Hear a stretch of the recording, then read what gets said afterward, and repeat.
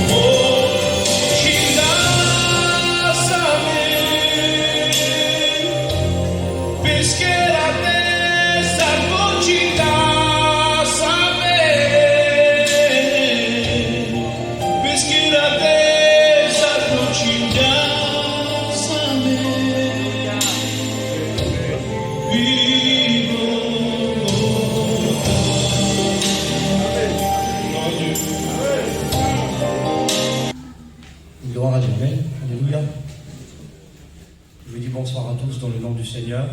Ce soir, je voulais vous dire mon témoignage, comment j'ai rencontré Dieu. Amen. Alors, moi, de ma part, j'étais très jeune quand je me suis baptisé. Je ne veux pas dire que j'ai donné mon cœur à Dieu quand j'étais jeune, parce que je ne savais pas où aller et ça me plaisait les choses de Dieu. Et je voyais tous mes cousins, ils étaient tous devant tous habillés en blanc, et ça m'a attiré pour me baptiser aussi.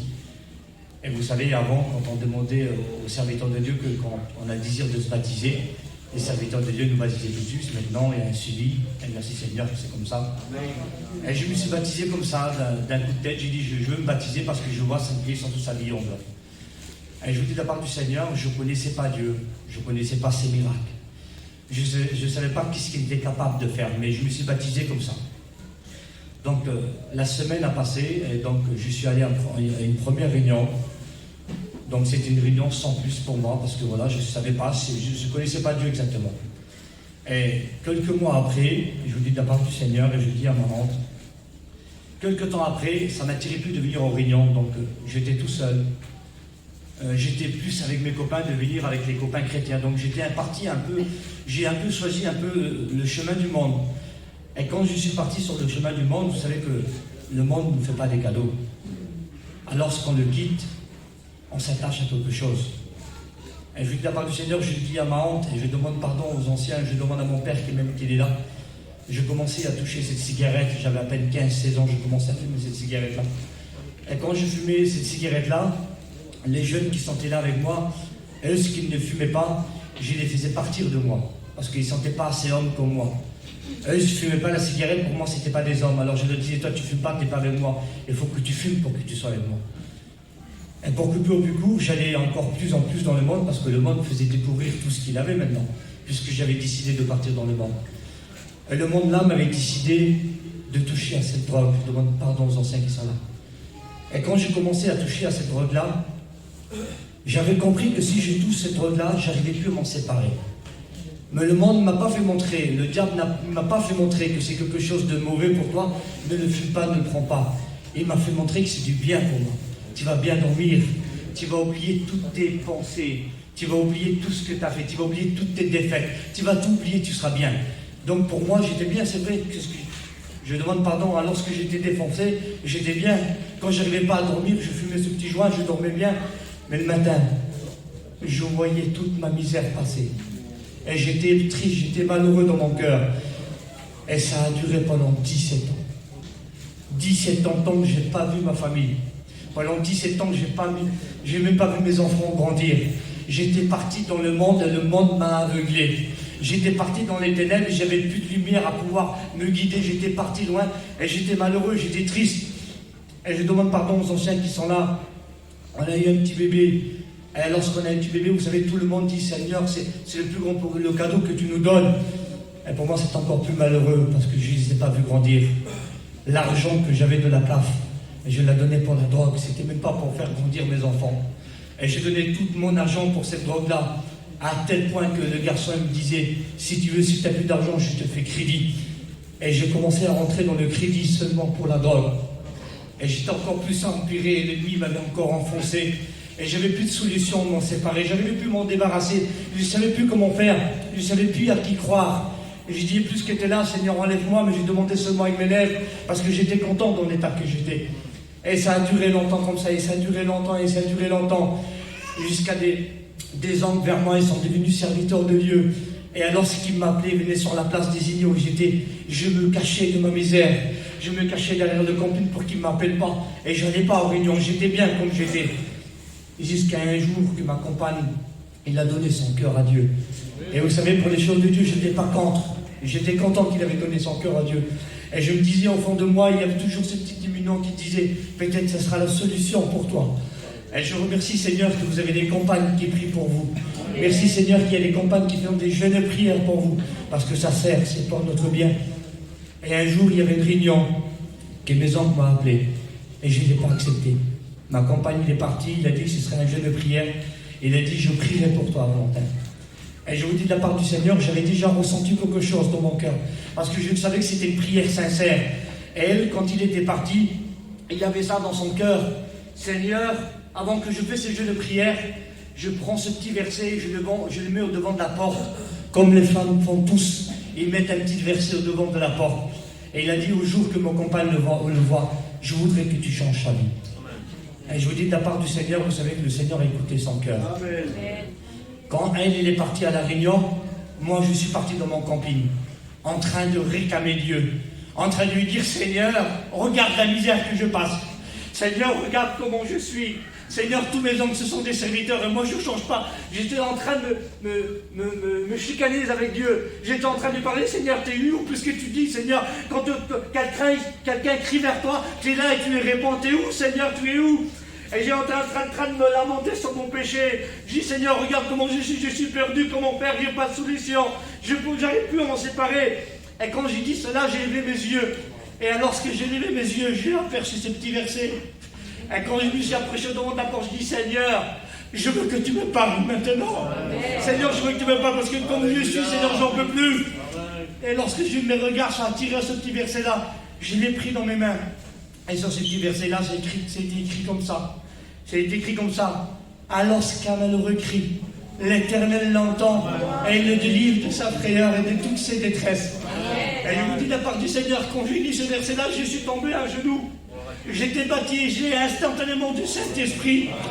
Le Seigneur n'avait pas vu ce que j'avais fait avant de me droguer, de faire des 400 coups de la vie que je traînais. Le Seigneur m'a aimé tel que j'étais. Il m'a serré dans ses mains d'amour. Et je vous dis de la part du Seigneur, dans l'état où j'étais perdu. Le Seigneur m'a délivré de la drogue. Mais encore plus, il a sauvé mon âme. Parce que maintenant, je suis un serviteur de Dieu. Je vous prêche la parole de Dieu. Pas longtemps après, le Seigneur m'a appelé à son service. J'avais du mal à accepter. Je dis, Seigneur, regarde comme je suis. Et le Seigneur il m'a dit, je t'ai choisi, je veux que tu portes ma parole. Peu importe comment tu es mon frère, peu importe comment il est ton foyer, si Dieu t'appelle, ne refuse pas l'appel, parce que nous avons un Dieu d'amour. Ne dis pas que tu es un drogué, ne dis pas que tu fais la 400 coups, ne dis pas ça. Le Seigneur t'appelle tel que tu es, il a bien dit dans ta parole, venez à moi tel que vous êtes. Alors je vous appelle ce soir à venir à Dieu, que Dieu vous bénisse. Gloire à Dieu. C'est vrai, pour moi, c'est encore une joie de donner le témoignage, qu'est-ce que Dieu peut faire dans la vie. Moi, je vais vous donner le témoignage de ma femme, que Dieu l'a guérie il y a 10 ans en arrière. Il l'a guérie de la maladie. Avant d'expliquer un peu le témoignage, c'était ma mère qui était à l'hôpital. Il était en train de mourir. Bon, il a resté 8 jours à l'hôpital, et puis il est parti près du Seigneur. Et l'enterrement, c'était samedi. Et ma compagne, il avait fait déjà un prélèvement le vendredi. Et lundi, il voulait voir le docteur pour savoir qu'est-ce qu'il avait. Quand on a fait l'enterrement de ma mère, on a été voir le docteur, moi et ma femme. Et puis le docteur a dit, monsieur, rentrez. Voilà, je vous explique qu'est-ce qu'il a votre femme. Il attend des cancer. J'ai pris sa main. J'ai dit, n'ayez pas peur, Dieu est avec nous. J'ai béni Dieu parce qu'il était avec nous jusqu'aujourd'hui. Qu'est-ce qu'on a fait? On est parti à Marseille, on est parti à Saint-Béné, on s'est appelé à le terrain désigné. J'ai appelé le docteur pour qu'il ait un papier pour qu'il vienne à l'hôpital. On a resté 1 an sur place. On s'en foutait de la place. Moi, je voulais que mon copain guérisse. Je voulais de la part de Dieu. Le matin, on se levait, le soir, on priait. Tous les jours, tant que ma femme était guérie, on ne cessait pas de prier. Je vous dis qu'il a fait des rayons, il a fait des signaux, il a fait tout ça. On partait moi et elle tous les matins, 5 heures du matin, avec le taxi venait nous chasser pour faire ses réunions. Je vous dis de la part aujourd'hui, il est guéri. J'ai béni Dieu parce que c'est vrai, malheureux celui qui passe par là. Moi aussi j'ai dit ça, c'est rien, quand j'ai passé par là, j'ai dit c'est vraiment grave. Quand le problème il tape sur toi, c'est grave. J'ai béni Dieu, que Dieu nous a enlevé du problème. Dieu il a fait beaucoup de choses pour nous. Si le temps, on a une autre fois de vous rendre témoignage, on donne encore des témoignages. Dieu ne s'est pas arrêté ce cas-là. Dieu nous a bénis, il a gardé mes enfants, de tous les problèmes. Et je vous dis, Valentin, c'est mon fils. Que Dieu fait vraiment des miracles. Enfin, nous, on laisse la main de Dieu. Dieu nous laisse jamais. J'ai béni Dieu. Des fois, il faut pas attendre pour avoir des épreuves pour venir à Dieu. Venez tel que vous êtes. Je suis heureux ce soir d'être avec vous. Amen. D'écouter, amen, nos jeunes apporter le conseil de la parole de Dieu. J'étais ce mois, j'étais là devant ma télé, j'ai regardé la 15, ce qui se passe aujourd'hui dans le monde. Et quand les frères ils ont venu, ils m'ont dit, tu veux pas venir avec nous aux réunions? J'ai dit, pourquoi pas? Ça fait 3 jours, on était sur l'île, on avait une rencontre des pasteurs. Et à travers ces 3 jours qu'on a été, il y avait une mission en même temps. Et j'ai eu de la part de Dieu, on a vu la main de Dieu. On a vu la bénédiction de Dieu qui descendait sur chaque serviteur, sur chaque chrétien, alléluia.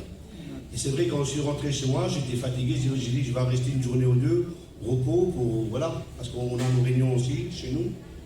Et quand les frères ils m'ont appelé, j'ai dit, il y a beaucoup de jeunes qui viennent, il y a mes enfants, il y a mes neveux, c'est tout presque mes étudiants qui sont là, amen. Je suis heureux ce soir de le voir, amen, alléluia. Que leur ancien soit avec eux, vous comprenez bien. Moi je suis fier, j'ai de la part de Dieu d'avoir des frères qui vont apporter le conseil de la parole de Dieu.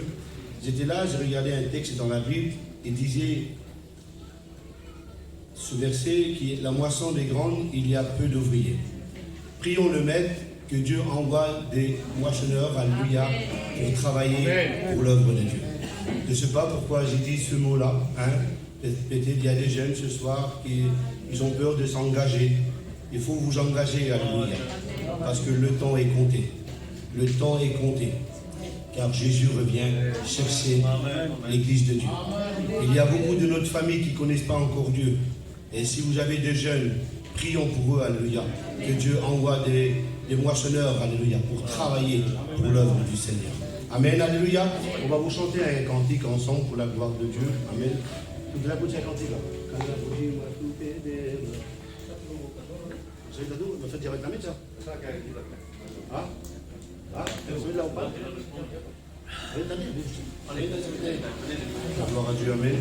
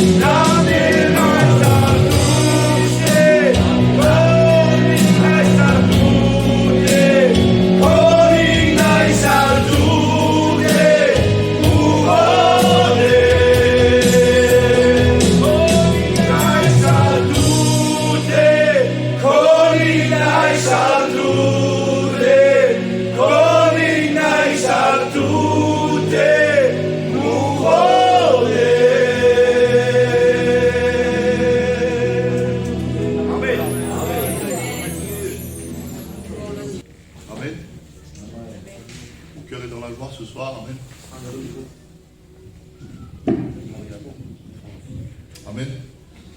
Sans vous m'écouter. Amen. Je sais que mon cœur est dans la joie ce soir de dire un petit mot, ce que Dieu peut faire dans une vie. Amen. Qu'est-ce qu'on pourrait dire pour Christ? Il a fait tellement pour nous. Il y a tellement d'expériences à dire. Tellement d'expériences qu'on a fait avec Christ. Quoi dire? J'étais sur ma chaise, j'ai dit Seigneur, j'écoutais les expériences des frères, plus en plus beau. Et j'étais béni dans mon cœur, parce que j'écoutais mes frères témoigner. Et puis on témoigne de tout notre cœur quand on témoigne. Et c'est vrai qu'on est ici derrière, c'est compliqué. Par des fois, on cherche les mots. Que le Saint-Esprit nous saisit. Amen. Je suis content ce soir. C'est mon ancien qui va prêcher. Amen. Vous expliquer une expérience que j'ai faite avec Dieu il y a quelques années en arrière, il y a à peu près 5 ans. J'étais sur la région parisienne et j'étais parti près de l'Alsace. Et comme il disait le frère, tout allait bien. Tout était magnifiquement bien.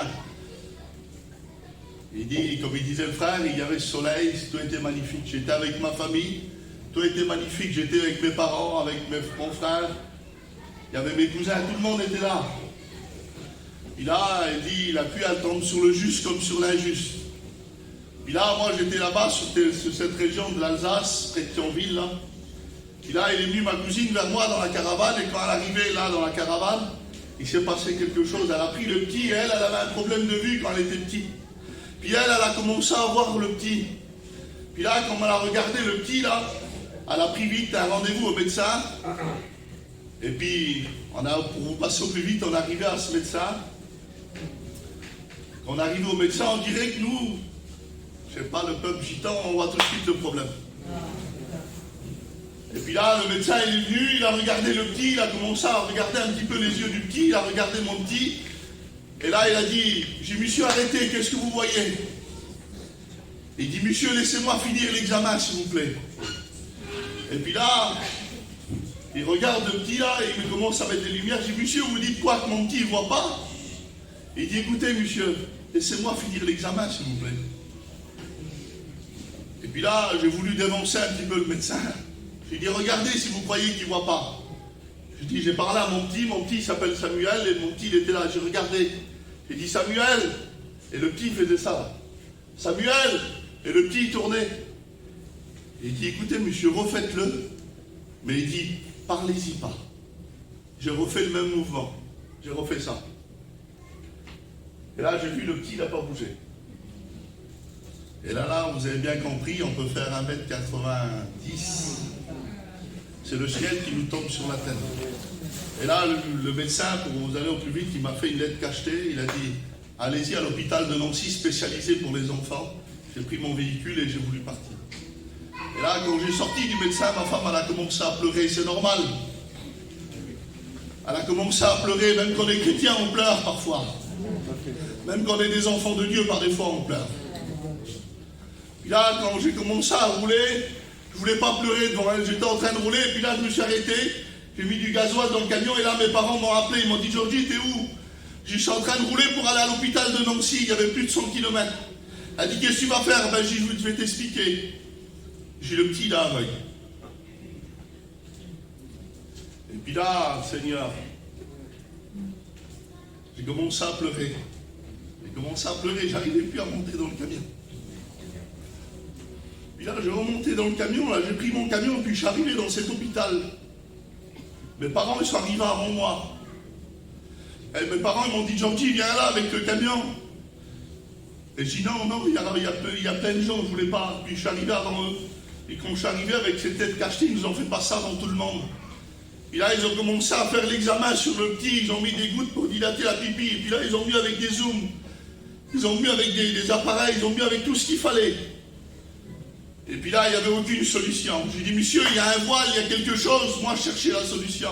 Il y a quelque chose, non. Il dit, venez dans 3 mois, il faut faire un scanner derrière la tête. Je dis, Seigneur, quelle misère. Et puis vous savez très bien, nous, le peuple de Gitans, on cherche le meilleur pour nos enfants. Qu'est-ce que j'ai fait? J'ai appelé tous les hôpitaux de Paris. Tous les hôpitaux m'amenaient simplement vers un hôpital. Puis là, j'ai cherché le meilleur professeur. Mais il me semblerait qu'il y avait quelqu'un qui me faisait oublier le meilleur professeur que moi je connaissais. C'est son travail. Hein. Et puis là, les rendez-vous des 8 mois, des 10 mois, je ne sais pas pourquoi, le médecin, il vous rappelle, la secrétaire, elle vous rappelle, a dit, Monsieur Demestre, on a un rendez-vous tout de suite, là, le professeur, il vous prend tout de suite. Je dis, madame, je suis à 400 km de Paris, je n'arriverai pas. Elle dit, écoutez, venez le demain matin. Ça fait que je prends ma voiture et je roule. Et là, vous savez très bien que, comment on est, il y a toute notre famille qui est là. Et notre famille a bien fait ça. ça va aller. Mais quand on a le problème, c'est nous. Ça va aller, ça suffit pas. Parce que quand c'est nos enfants, ça ne peut pas nous toucher aussitôt. Puis là, quand j'arrive devant cet hôpital, ce grand centre, c'est une ville.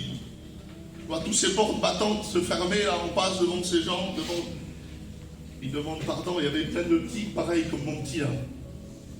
Alors le diable, il me faisait montrer comment il allait grandir. Il me le faisait montrer avec une canne, et puis comment il devait grandir.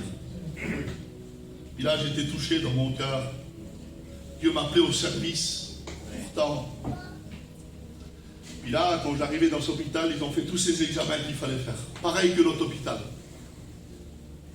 Et puis là, ils n'avaient pas aussi la solution. Ils ont dit, il faut revenir faire un scanner derrière la tête. Et puis là, quand ma femme est sortie de ses portes battantes, là, j'ai voulu parler avec le professeur. J'ai saisi un petit peu le professeur, j'ai dit, monsieur, vous devez me dire qu'est-ce qui se passe. Vous n'avez rien le droit de cacher, monsieur. Ben, il dit, monsieur, vous voulez que je vous dise qu'est-ce qui se passe? Monsieur, vous voulez que je vous dise qu'est-ce qui se passe? Je dis oui. Ben, il dit, votre fils, il est dans le noir, il a un œil. Alors là, j'ai sorti de l'hôpital, j'étais avec mes beaux-parents. Mon beau-père, il était avec moi dans l'auto, là, il me parlait. J'arrivais plus pas à parler alors. J'arrivais vers eux, puis là, la femme m'a passé du café, elle a dit, Gentil, tu vas boire du café? J'ai dit oui. Par respect. Elle a dit, vous allez dormir là, vous partirez demain? J'ai dit non, on s'en va. Puis là, j'ai pris mon auto et j'ai commencé à partir. Puis là, quand j'ai roulé, elle avait une foi encore plus grande que moi. Elle m'a dit, Georgie, tu sais qu'est-ce qu'on va faire? Mais moi, je ne voulais pas y dire ce qu'il m'avait dit le médecin, mais elle l'avait compris. Elle m'a dit, Georgie, on va arriver dans le magasin, on va aller dans un magasin de jouets, là, et on va acheter un manège qui tourne, et on va acheter des jouets. J'ai dit, Seigneur, en ce moment-là, si j'aurais pu y acheter le magasin complet, j'irais acheter le magasin complet. Pour pas qu'elle ait la douleur que j'ai. Mais elle avait la même douleur. Mais il semblerait qu'elle avait plus de foi que moi. Et puis là, j'ai acheté ce manège là, qui tourne. Et puis là, nous, on arrivait chez nous, et puis là, j'ai acheté tout ce qu'il fallait là. C'était autour du berceau là, j'y ai placé et tout. Puis là, il y avait une mission, il y avait des serviteurs de Dieu. Puis là, on est venu faire prier pour le petit. Et nous, il semblerait qu'on voudrait commander Dieu tout de suite. On voudrait le miracle tout de suite comme nous on veut. Mais c'est lui qui choisit comme lui. Amen. Et puis là, on a fait prier, c'est vrai qu'il ne s'est rien passé. On est revenu chez nous. Puis là, je partais avec mon camion. Je partais de là-bas avec mon camion, j'étais sur la place. Il y avait toute ma famille là. Je partais pour chiner. En vrai, je chinais pas. J'étais dans un coin, je pleurais. Puis elle était dans un coin, elle pleurait. Puis là, on portait une apparence tous deux. Puis Seigneur, c'est vrai, j'étais pas bien. Puis là, j'ai crié à Dieu. J'ai dit, Seigneur, tu ne peux pas permettre. Puis elle était dans le camping à genoux, pareil, elle a crié à Dieu. Et puis là, elle commence à crier sur la place, on était là-bas, une cinquantaine de caravanes, elle commence à crier, Georgie, Georgie. Je dis, Seigneur, encore quelque chose pour le petit. Je commence à courir au milieu de la place. Je cours, j'arrive à le camping, j'ai dit, qu'est-ce qui se passe? Elle dit, Georgie, regarde le petit dans le berceau, regarde. J'ai dit, quoi? Et le petit est en train de choper les nounours. Amen. Il est en train de choper tous les nounours.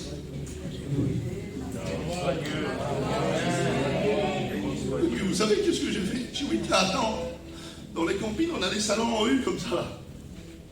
J'ai pris le petit, je l'ai mis sur la... J'ai dit, attends, oui, on va le mettre là, on l'a assis là. J'ai dit, attends, oui, ne parle pas. J'y parle pas, oui. Puis là, j'ai marché, bon. Mais là, c'était pas comme la première fois. Là, il a tourné la tête. Alors, ce qu'il a fait il y a 2000 ans, il le fait encore aujourd'hui. Je peux dire que ce soir, on a un Dieu qu'il ne faut pas limiter. Et souvent, je dis ça. Seigneur.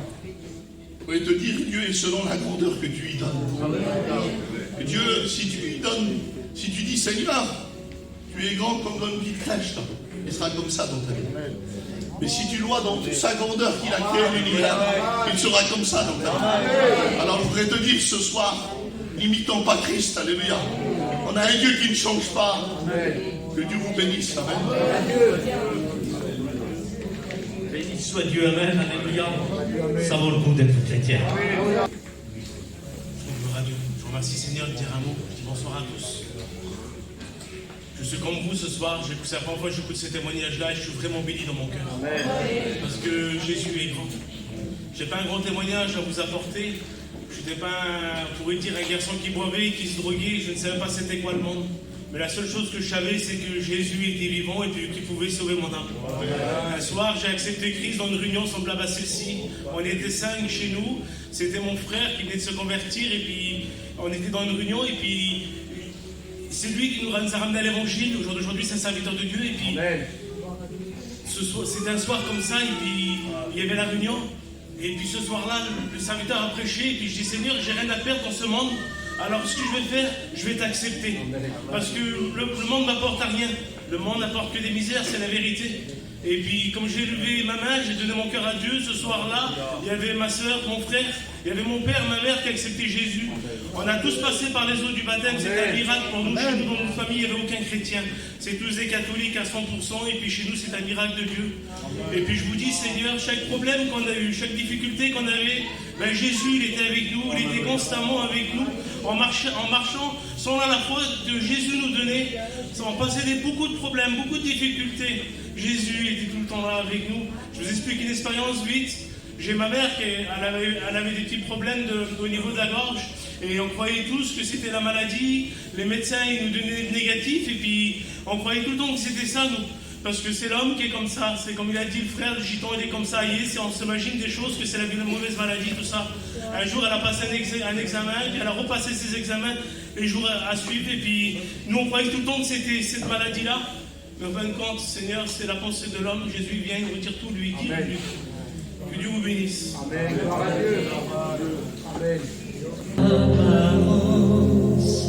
C'est de cacher sa souffrance, c'est de faire croire que tout va bien, alors qu'en tout du lendemain, on se cache derrière un soupir, on se cache derrière un sourire, mais au fond de nous cachons le pire.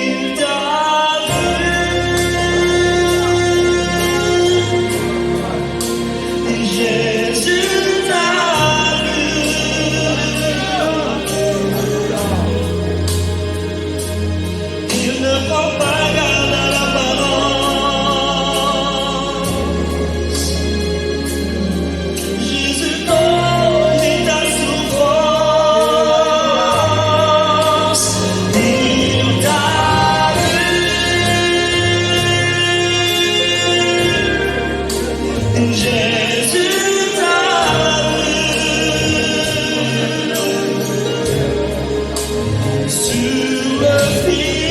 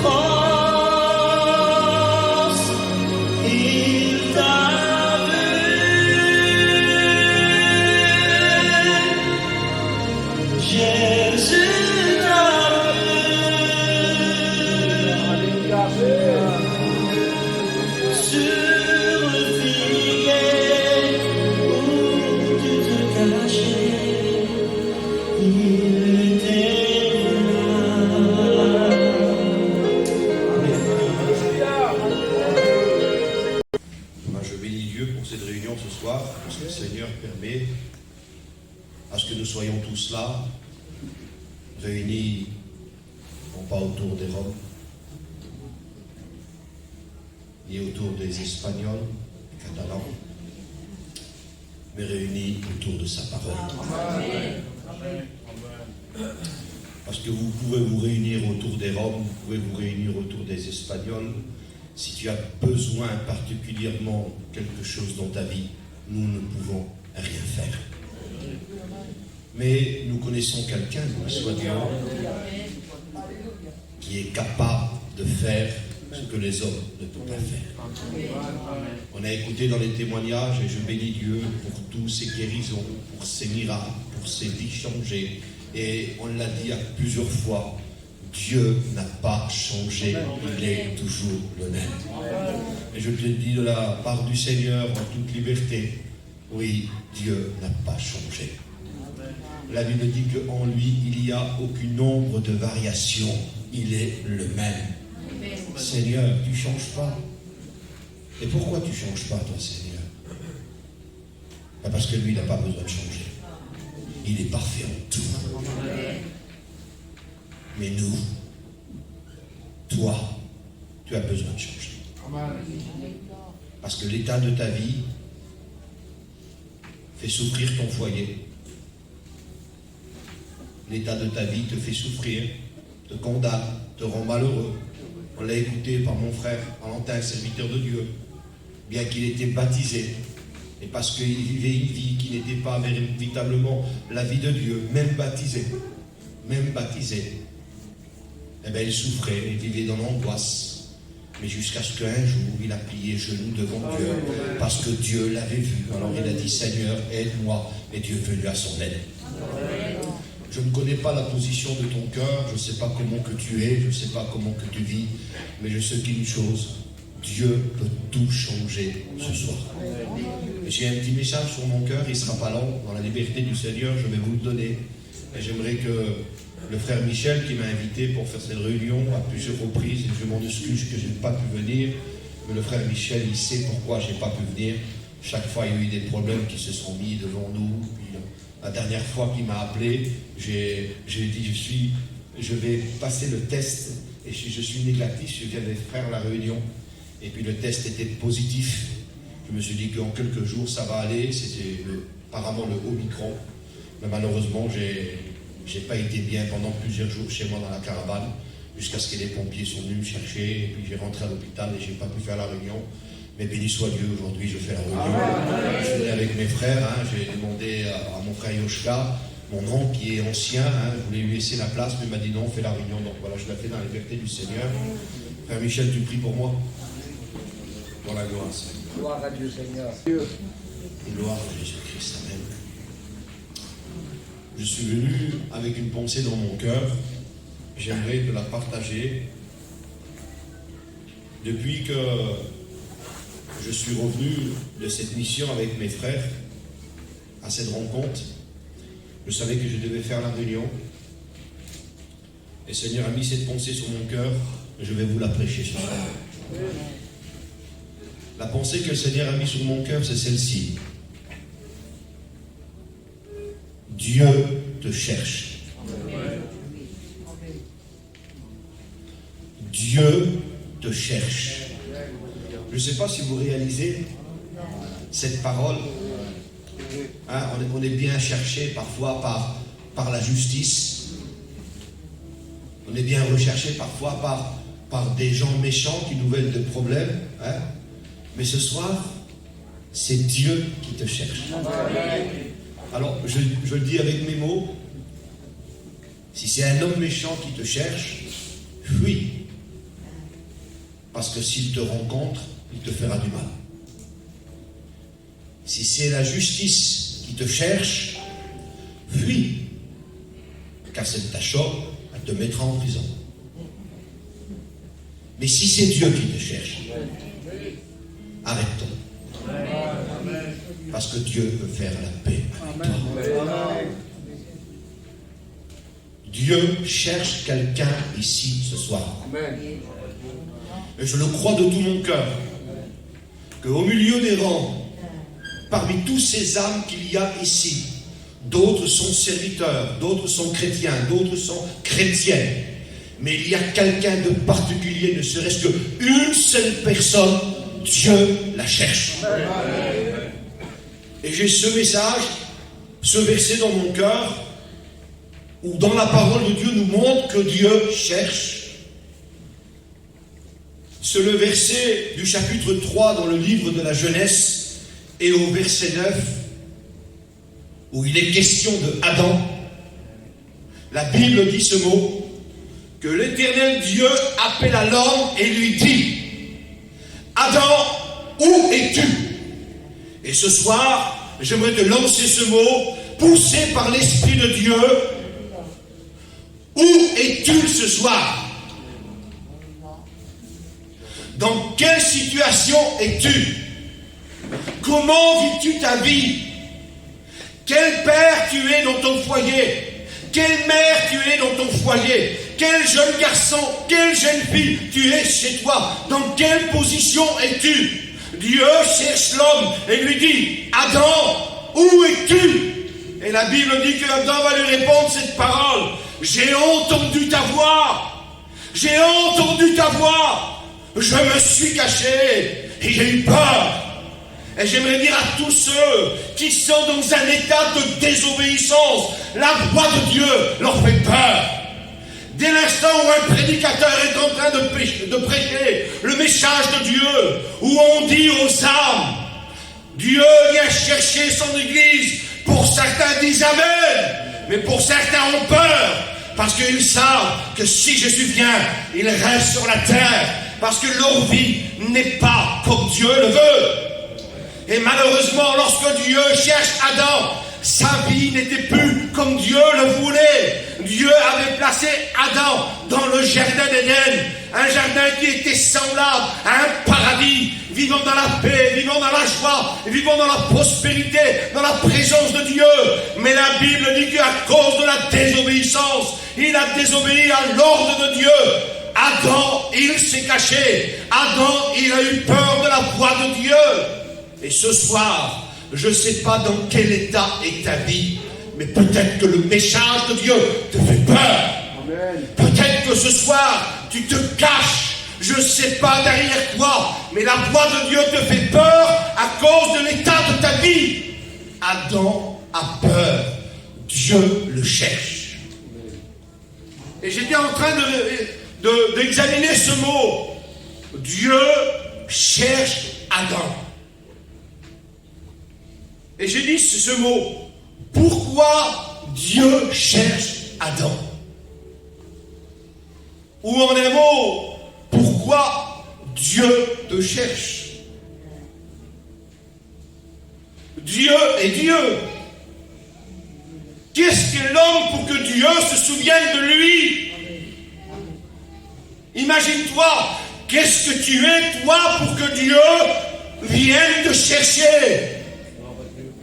Qu'est-ce que tu es malgré l'état de ta vie de pécheur, excuse-moi du mot, de mauvais caractère, vivant dans une mauvaise vie, avec un mauvais travail, et puis je ne sais pas quoi d'autre. Dieu te cherche. Amen.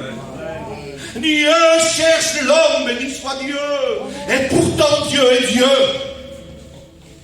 Dieu se suffit à lui-même.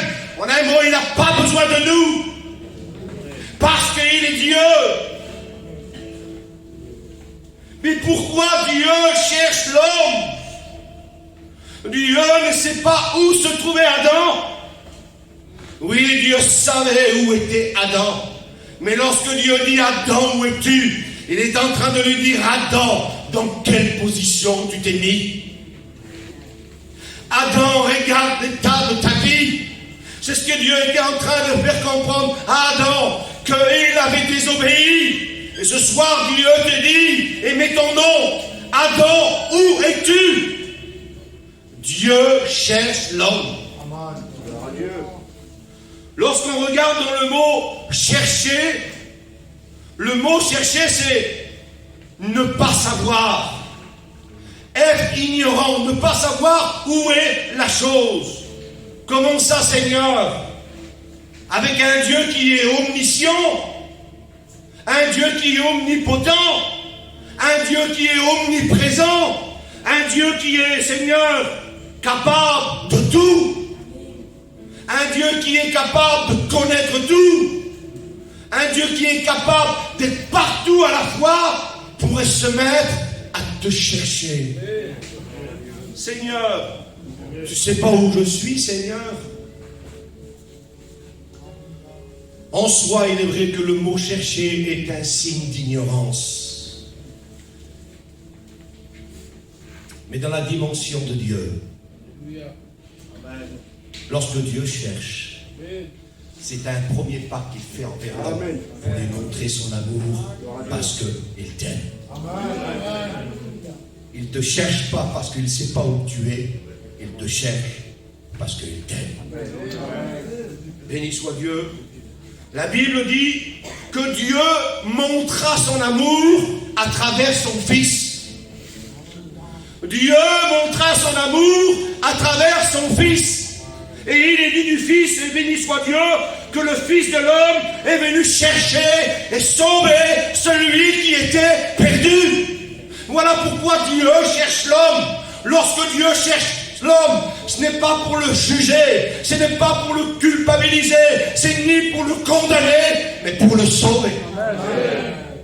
Et si ce soir Dieu te cherche, c'est parce qu'il veut te sauver. Il veut sauver l'homme perdu. La finalité d'un homme sans Dieu, j'ai marqué ce mot, la finalité d'un homme sans Dieu est malheureusement un homme perdu. Et Dieu vient te sauver.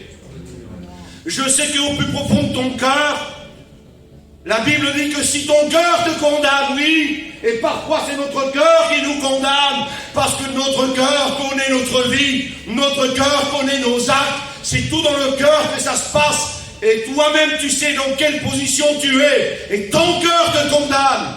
Mais la Bible dit que si ton cœur te condamne, Jésus est plus grand que ton cœur. L'amour de Dieu est plus grand que ta condamnation, béni soit Dieu. Même si tu te condamnes, Jésus te sauve. Dieu veut sauver le perdu. Il veut te sauver, j'ai marqué ce mot. Il veut te sauver de la place que le diable donne à un perdu. Oui, parce que si Dieu donne une place dans le ciel, le diable est capable aussi de donner une place dans l'enfer à tous ceux qui seront perdus. Dieu veut te sauver de la souffrance et surtout du remords éternel. Parce qu'aujourd'hui, peut-être que tu ne regrettes pas ta vie quotidienne de tous les jours.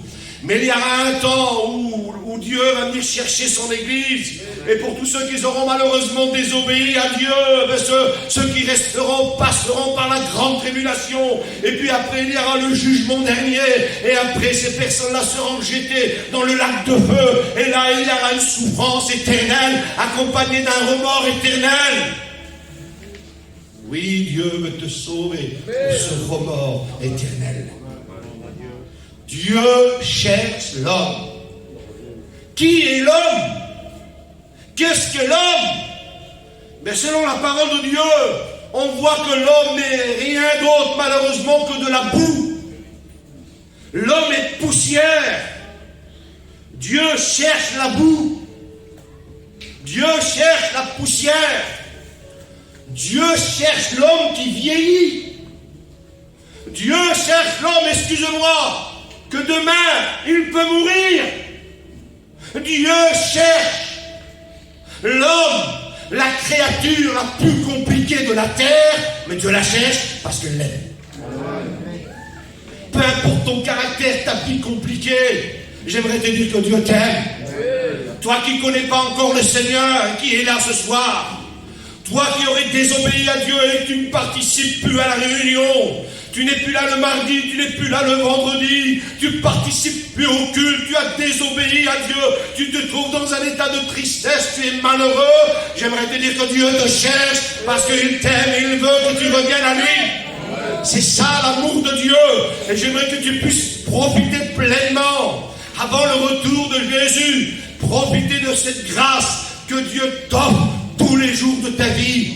Chaque fois qu'il y a un chrétien qui vient te rendre visite, lorsqu'on te tend une Bible, lorsqu'on te fait lire un verset et qu'on t'invite à la réunion et que le pasteur vient te visiter, c'est l'amour de Dieu, le pas que Dieu fait envers toi pour te dire qu'il t'aime et il est prêt à oublier ce que tu as fait si tu te réponds à lui. C'est ça l'amour de Dieu. Jésus nous aime, béni soit Dieu. Dieu cherche l'homme, la créature la plus compliquée parce qu'il l'aime. Et j'aimerais te dire ce soir, quel privilège tu as ce soir d'être cherché par Dieu. Béni soit Dieu. La première personne que Dieu cherche, c'est un perdu. Une personne qui a désobéi à Dieu. Et ce soir, je ne sais pas pourquoi je dis ça dans la liberté de Dieu, vous le comprenez comme vous voulez, Jésus cherche un Adam. Jésus cherche un Adam. Et puis pour ma part à moi, pour pas te frustrer, j'étais un Adam. J'étais une personne qui avait désobéi à Dieu. Mais je bénis Dieu parce que le deuxième Adam, qui était Jésus, il est mort à la croix, s'est vidé de son sang. De la même manière que Dieu a tué un animal et a revêtu Adam, Dieu a envoyé son fils, l'agneau de Dieu parfait. Il m'a revêtu de son sang et il m'a pardonné de son péché. Et c'est ce que Dieu veut faire pour toi. Peu importe la situation de ta vie ou bien de ce que tu as fait dans ta vie, Dieu pardonne. Dieu pardonne. Béni soit Dieu. Et j'ai marqué ce mot. Adam a perdu sa place. Oui, parce que Adam, il avait une place. Je ne sais pas pourquoi je dis ça, mais je le dis dans la liberté du Seigneur. Peut-être que dans la maison de Dieu, tu avais une place. Mais Adam, dit la Bible, par rapport à la désobéissance, il perd sa place. Et non seulement il perd sa place, mais il perd aussi sa confiance. Parce que la Bible dit Adam a peur. Et quand on a peur, on n'a pas confiance. J'ai peur parce que j'ai pas confiance. Voilà pourquoi Adam pleure. Il manque de confiance.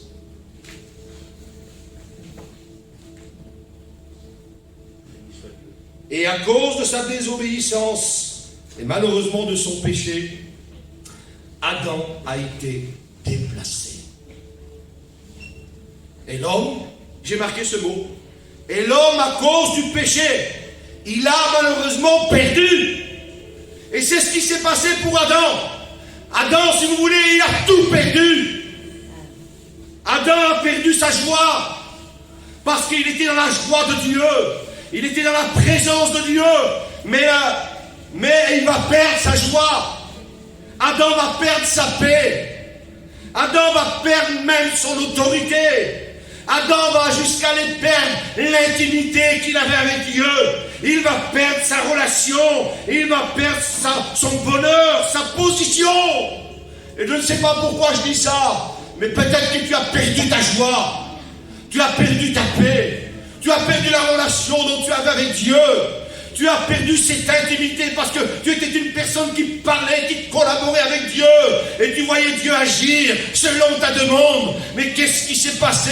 Parce que tu as été déplacé. Et c'est ce qu'il arrive parfois. J'aimerais dire à l'église de Dieu un mot d'encouragement. Dès l'instant où on se met à désobéir à Dieu, on perd notre joie, on perd notre place. On perd cette intimité, on perd l'onction, on perd la présence de Dieu. Et nous ne sommes plus à la place où Dieu nous avait placés. Mais nous voilà maintenant où nous sommes déplacés. C'est pour ça que de nombreux baptisés, je m'excuse de dire ce mot, placés à la réunion avec des fonctions, à cause de la désobéissance, ils sont dehors. Ils n'osent plus venir parce qu'ils voient, ils reconnaissent leur état. Mais moi j'aimerais dire à tous ces gens, s'il y en a un ici ce soir, Dieu veut te faire retrouver ta place. Dieu veut te faire retrouver ton intimité. Dieu voudrait te faire retrouver ta joie. Dieu voudrait te faire retrouver ta paix. Tu as peut-être perdu la joie du salut, mais Dieu te la redonne ce soir. Parce que Dieu t'aime. Et c'est beau d'être aimé.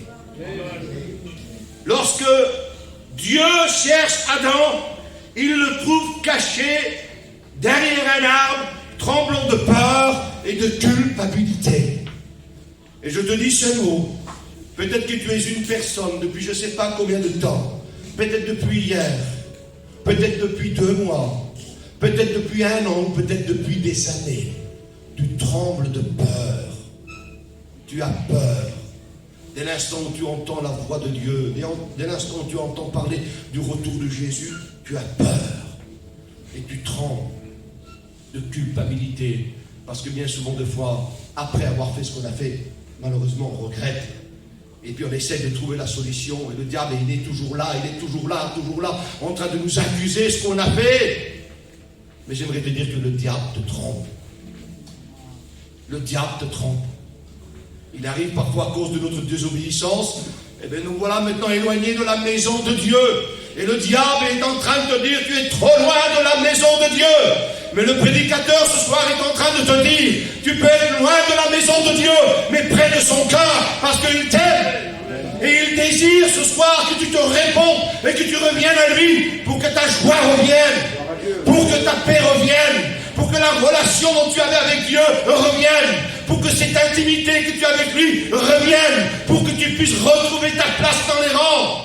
Oui, parce que Dieu t'aime. Béni soit Dieu. Oh, je loue ton nom, Seigneur. Tu es vivant. La Bible dit ce mot, selon le livre de Proverbes, chapitre 8 et verset 35.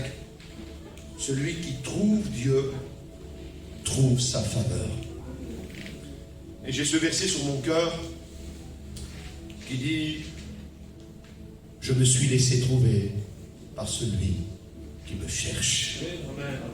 Alors j'aimerais te dire de la part de Dieu, si ce soir tu te laisses trouver par celui qui te cherche, il trouvera sa faveur. Et la faveur de Dieu, c'est un bienfait. Et sois sincère avec Dieu. Tu n'aurais pas besoin que Dieu te fasse du bien. Je ne sais pas pourquoi je dis ça, mais pendant cette année, peut-être qu'on t'a fait trop de mal. Peut-être que tu as été frustré, peut-être qu'on t'a mal jugé, peut-être qu'on t'a mal vu, et puis tu t'es éloigné malheureusement des choses de Dieu à cause de toutes ces choses-là. Eh bien, j'aimerais te dire que Dieu voudrait te faire du bien. La faveur de Dieu est aussi un cadeau. Je ne sais pas pourquoi je dis ça, mais tu as peut-être perdu quelque chose, et Dieu voudrait te faire retrouver ce cadeau. Oui, parce que Dieu est Dieu. Il connaît ton cœur, moi je ne te connais pas. Je connais juste, en gros, 5 ou 6 personnes ici ce soir. Les autres visages, je ne les connais pas, encore moins votre cœur.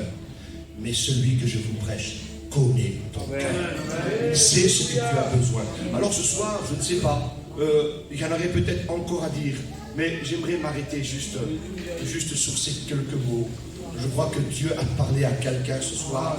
Aujourd'hui, c'est le jour de ton salut. Tu écoutes ce mot? Aujourd'hui, c'est le jour de ton salut. Tu as eu peut-être des jours mauvais, des jours où on t'a vexé, des jours où tu t'es trompé, des jours où tu te condamnais, des jours où tu étais malheureux, des jours où tu voulais, je ne sais pas, mauvaise pensée peut-être dans ton cœur. Mais aujourd'hui, écoute ce que je te dis. Aujourd'hui, c'est le jour du salut pour toi. Alors je ne sais pas pourquoi je dis ça, mais la Bible dit que si vous entendez sa voix, n'endurcissez pas votre cœur. Vous savez, lorsque nous prêchons la parole de Dieu, peut-être mal dit, peut-être mal exprimé, mais nous la faisons de tout notre cœur. Parce que nous savons, malheureusement, d'après la Bible, quelle sera la finalité d'un homme qui n'aura pas accepté Dieu. Mais Dieu a déposé dans notre cœur cet amour que lui, il possède. Et de la même manière que Dieu, lui, veut qu'aucun se perde, il y a aussi ce désir dans notre cœur de gagner les âmes, aller même jusqu'à dans le feu pour les arracher. Alors nous vous en supplions, au nom de Jésus-Christ, soyez réconciliés avec nous, parce qu'il vous aime. Aujourd'hui, Dieu veut te sauver. Aujourd'hui, je ne sais pas pourquoi je dis ça, mais je dis à quelqu'un, aujourd'hui, tu re-rentres à la maison. Aujourd'hui, tu re-rentres à l'église. Aujourd'hui, tu retrouves ta place. La Bible dit ce mot. C'est dans le retour à moi que sera votre salut. Alors je pense qu'il est bon de revenir à lui, ou toi peut-être qui n'as pas encore accepté le Seigneur, de venir à lui parce qu'il t'aime. J'aimerais que sur ces quelques mots, dans la simplicité du Seigneur, que nous puissions fermer nos yeux, baisser nos têtes, et puis laisser le Saint-Esprit passer dans les rangs et venir fouiller à ton cœur et réveiller à ta conscience, oh, que tu as tellement besoin de lui. Tu es peut-être, je m'excuse de dire ce mot, une personne peut-être qui n'est pas aimée, mais j'aimerais te dire que Jésus, lui, il t'aime, alléluia. Il est celui qui ne rejette pas. D'ailleurs, la Bible dit qu'il ne mettra pas dehors celui qui vient à lui. Alors ce soir, tu es venu dans cette réunion, et puis il faut le dire, tu n'es pas venu pour rien. Tu es venu certainement avec un mot dans ton cœur, en disant, Seigneur, tu connais mon cœur, j'ai besoin, je ne suis pas peut-être ce que tu attends de moi, mais moi j'attends quelque chose de toi. Et voilà, Dieu a répondu à ta prière, Dieu t'a parlé, il veut te sauver, il veut que tu reviennes, il veut t'aider, il veut te donner la joie, il veut te donner la paix, il veut que tu aies aussi et que tu puisses ressentir cette présence qu'il y a sur tes frères et sœurs, sur les chrétiens. Tu es là parfois et tu les vois prier, tu vois les larmes couler de leurs yeux, ils lèvent leurs mains au ciel et tu vois cette joie qui déborde de leur cœur, et puis tu désires et tu aurais tant voulu avoir cette joie. Mais je veux te dire que ce soir, Dieu veut te donner cette joie, Dieu veut te donner cette paix à une condition, si tu viens à lui. Alors je vais lancer cet appel pendant que nous avons les yeux fermés avec l'autorisation des frères qui sont là. Tu es là ce soir, peut-être que tu ne connais pas Dieu, tu n'as pas fait encore cet engagement avec le Seigneur, mais j'aimerais te dire que l'amour de Dieu te cherche. L'amour de Dieu te cherche. Oh, que Dieu fasse qu'il te trouve ce soir. De la même manière qu'il a trouvé Adam caché derrière un arbre. Oh, je ne sais pas derrière quoi tu te caches. Tu te caches peut-être derrière certaines choses, derrière ton argent, derrière ton matériel, derrière tes vêtements. Tu crois peut-être passer inaperçu parce que tu es bien habillé. Tu crois peut-être passer inaperçu parce que tu as une belle voiture. Tu crois passer inaperçu parce que tu as un bon sourire. Mais j'aimerais te dire que Dieu voit derrière le sourire.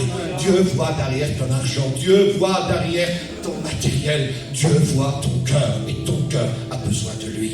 C'est pour ça qu'il est venu te parler. Il est venu te chercher parce qu'il t'aime. Alors ce soir, dans la liberté de Dieu, s'il y a quelqu'un qui correspond à ce message, quelqu'un peut-être qui aurait besoin de Dieu, quelqu'un qui désire entrer dans sa présence, quelqu'un qui voudrait avoir la joie du salut, quelqu'un qui voulait avoir la paix dans son ménage, quelqu'un qui voulait avoir cette relation, cette intimité avec le Dieu vivant. Gloire à Dieu pour la collaboration entre amis, entre familles, où on se rassemble pour des mariages, des anniversaires. Mais malheureusement, c'est toujours à recommencer. Mais lorsqu'on se joint avec Jésus, et lorsqu'on lui parle, et il entend, et quand tu entends, il te parle et il te bénit. Ce soir, Dieu veut te sauver. Allons dans la liberté de Dieu. Pendant que tout le monde a les yeux fermés, toi qui as besoin de Dieu, toi que ton cœur tremble, toi qui dis maintenant ce message est pour moi, oui, il est pour toi. Lève la main à ta place, tu la rabaisses et je vais prier pour toi. Dieu te voit, je vais te percer.